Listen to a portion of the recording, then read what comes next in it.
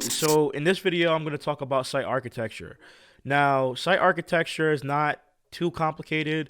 All you need to know basically is that when you have a good solid foundation for your site architecture, your website is going to be able to be crawled better, which means if your website is crawled better, it's also going to be able to index better. So more important pages on your website are going to get indexed and you're going to get more traffic. In addition to that, having a strong site architecture is going to make it much better of an experience for users because it's going to be much easier for them to navigate around your website. So there's a couple of best practices that you need to follow in order to achieve that desired outcome. The first thing is you need to have a menu, like a main menu, like on the top of your website, right, in your main nav, and then also a footer, because that's also another place where people can scroll down to find other things about your website. Also, what you're going to want to make sure you have is a good internal linking structure.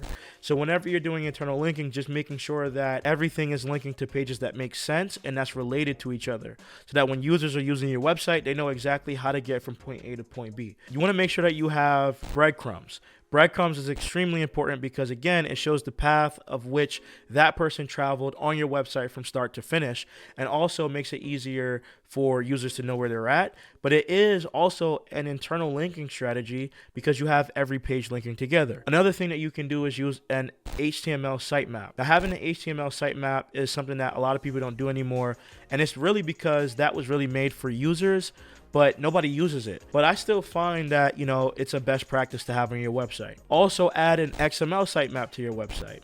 This is not really for users, but again, it helps with Google understanding the hierarchy of your website. So those are the main tips I have for you when it comes to site architecture. It doesn't have to be too complicated, but just make sure you have all the foundations in place, because it's like building a house. If you don't have those foundations in place, your house is going to fall down. It's the same thing for SEO or for your website.